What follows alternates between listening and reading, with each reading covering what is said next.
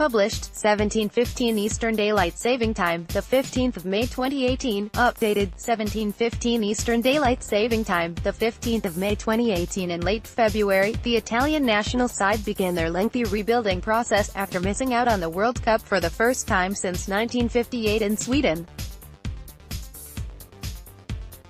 Interim manager Luigi Di Biagio called a three-day training camp, from February 26 to 28, at the Italian FA's Coverciano headquarters.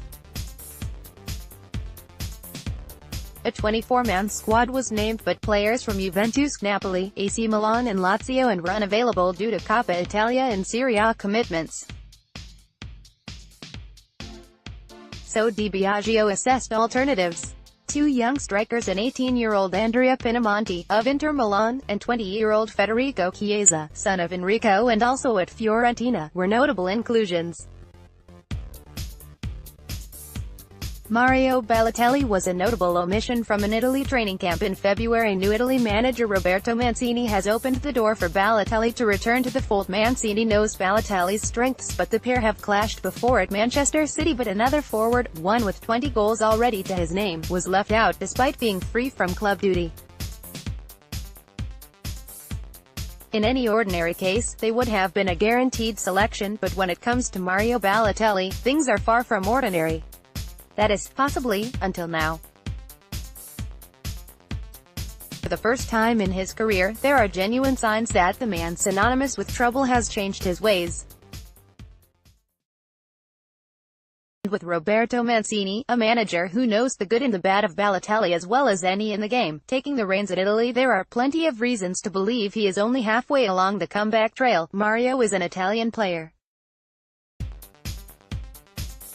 "We will definitely talk," Mancini said of Balotelli upon his unveiling as Italy boss.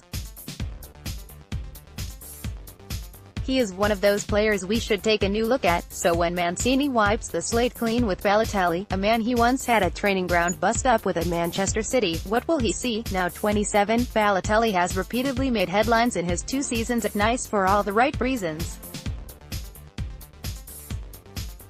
His 25 goals in this campaign have come in 35 games, spearheading Nice's charge for 6th in League One and a Europa League playoff place. Finally, in entering his peak years, he has found his stride and is starting to consistently deliver what has always looked possible. This season is not an anomaly. Last year he netted 17 in 28 and overall has an impressive 42 in 63 games. With Italy plodding away out of the international wilderness, there is no better time for Balotelli, who has 33 caps and 13 goals, to make his comeback. Balotelli has been in brilliant scoring form at Nice with 42 goals in 63 appearances so far. Gianluigi Buffon has previously spoken in favor of Balotelli returning to the Italian side. Balotelli hasn't played for Italy since the 2014 World Cup, where he scored against England, a last featured at the 2014 World Cup in Brazil, scoring the winner in the 2-1 victory over England before Cesare Pradelli's side fell at the first hurdle along with Roy Hodgson's team. He never played under Antonio Conte and was only called up once, in the first squad. The now Chelsea boss named after Brazil. Italy played 2 friendlies in March, a 2-0 loss to Argentina at the Etihad Stadium and a 1-1 draw with England at Wembley. Balotelli was again left out, despite calls from Gianluigi Buffon for him to be returned. "I'd be delighted if Mario came back because he would have the opportunity to demonstrate he has matured 100%, Buffon said to Mediaset. "He could show that he has continuity and that he's become a great footballer. I think that what Balotelli has done over the past 2 years warrants a recall to the national team. He's hugely talented and he's never had this continuity. The hope is there that he has fully matured. I've only seen the same power and precision of shot as he has from Francesco Totti." The snub for the friendlies, Balotelli admitted, surprised him. "If I'm honest, I expected to be back in his Euro," he told Gazzetta dello Sport in March. "I've matured, I'm 27 and I have 2 children. The time for messing around with girls has long gone." Another installment of his relationship with Mancini would be fascinating, too. Sergio Aguero, in his book, Born to Rise, said the two would often argue but had a relationship like father and son. Sergio Aguero said Balotelli and Mancini were like father and son together at City, but Aguero also said that Balotelli and Mancini would argue and fight like cat and dog. His Balotelli's relationship with Mancini often made me smile, Aguero wrote. They would fight like cat and dog during training and then walk off with their arms around each other's shoulders. They would swear and shout at each other, but later they'd be like father and son. Quite often we'd have five-a-sides in training and Mancini would join in.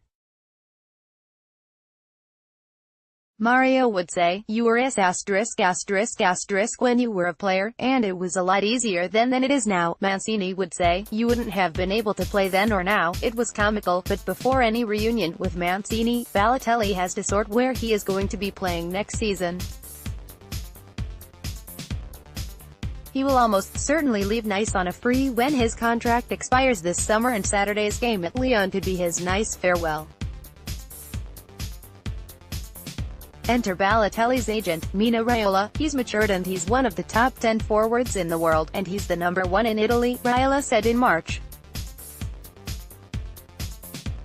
He's worth €100 million, £88 million, but he's available on a free, so he's a bargain. I'm already negotiating with many clubs in England and Italy.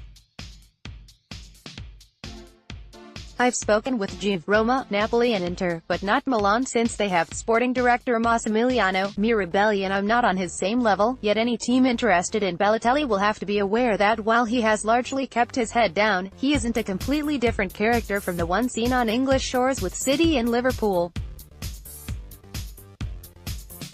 Or red cards in 2 years at Nice, 3 of which were last season, attest to that. Earlier in May, he was filmed bellowing an expletive about French referees after a booking against Marseille. And away from the field of play, he was caught by French police last August speeding at 125 miles per hour in his Ferrari, racing a friend who owned a Lamborghini. He still, occasionally, turns his surroundings into his playground. Balotelli's agent, Mino Raiola, says the striker is worth €100 million. But is a bargain. Balotelli's goals at Nice this season has spearheaded their charge to try and reach Europe. Balotelli has kept his self-deprecating humor, joking about being president on Instagram, but Balotelli has kept his endearing sense of self-deprecating humor. In January, he shared a picture on Instagram of his face imposed onto Barack Obama. TBT, throwback Thursday, to when I was president of the US, Balotelli wrote, with several emojis of a face crying with laughter. Some may say he is still a preferable option to current incumbent, but how preferable is he to Europe's elite sides? It will be revealed over the coming months, but football has shown that if a player can regularly score goals, there will always be a place for him in a team, whatever the perceived baggage. It is far too soon to think that Balotelli's story has reached its zenith. There is more to come, be it on or off the pitch.